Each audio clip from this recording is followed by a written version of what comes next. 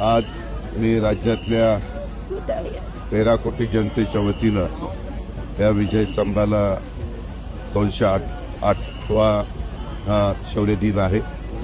इथं मी अभिवादन करतो. सर्वांना जय भीम. नमस्कार, तुमच्या सर्वांचं स्वागत करतोय आपल्या चॅनलवर. मित्रांनो, आपण पाहत असतो शौर्य दिवस जसा जसा जवळ आला, भीमा कोरेगाव दिन जसा जसा जवळ आला तसं तसं इथल्या जातीवादी किड्यांना वळवळ व्हायला लागतं आणि ते शौर्य दिनाला टार्गेट करत असतात किंवा शौर्य दिन कसा बदनाम केला जाईल यासाठी कार्य किंवा काम करत असतात. काही जण तर अक्षरशः शौर्य दिनाला नाव ठेवायचं म्हणून काही ओरडतात किंवा काही बकत असतात. परंतु आता त्यांनाच थोबाडीत देण्याचं काम जे आहे त्यांच्याच मित्र पक्षाच्या एका नेत्याने केलंय. म्हणजे भाजपसोबत ज्या पक्षाची युती आहे त्यांच्याच एका मोठ्या नेत्याने जे आहे या ठिकाणी शौर्य दिनाला जे लोक नाव ठेवतात त्यांना टार्गेट करण्याचं काम केलंय किंवा त्यांना दणका देण्याचं काम केलंय.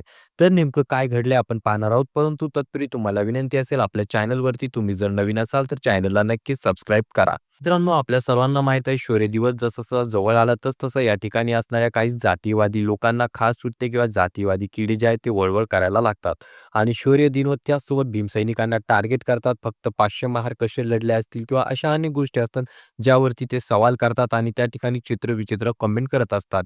परंतु यांना माहीत नाही की हे सर्व सत्य आहे, इतिहासामध्ये नोंद आहे. यांनी किती वळवळ केली, किती उड्या मारल्या तरी हे याला बदलू शकत नाही आणि त्याचीच प्रचिती म्हणून यांना दणका देण्यासाठी थेट राष्ट्रवादी काँग्रेस अजित पवार गटाचे नेते असणारे अजितदादा पवार यांनी थेट त्या ठिकाणी शौर्य दिनाचा जो त्या दिवशी शौर्य दिन होता त्या दिवशी त्या ठिकाणी शौर्य स्तंभाजवळ जाऊन ते नतमस्तक झाले आणि त्या ठिकाणी त्यांनी बोलले की शौर्य दिन साजरा करणं ही बौद्ध समाजासाठी खूप मोठी गोष्ट आहे आणि पहिल्यापासूनच महार समाज शूरवीर आहे आणि त्यांच्या या वक्तव्यानंतर आणि त्यांनी केलेल्या या कृतीनंतर जे काही भाजपचे समर्थक होते किंवा जे काही जातीवादी किडे होते या सर्वांना मोठा धक्का देण्याचं काम ज्या अजितदादा पवार यांच्याकडनं करण्यात आलेलं आहे आणि ते त्या ठिकाणी नतमस्तक झालेला व्हिडिओ देखील सोशल मीडियावरती अतिशय मोठ्या प्रमाणात व्हायरल झालेला आहे. तरी तुमचं याबाबत काय मत आहे खाली कॉमेंट करून सांगा. चॅनलवरती नवीन असाल तर आपल्या चॅनलला नक्कीच सबस्क्राईब करा.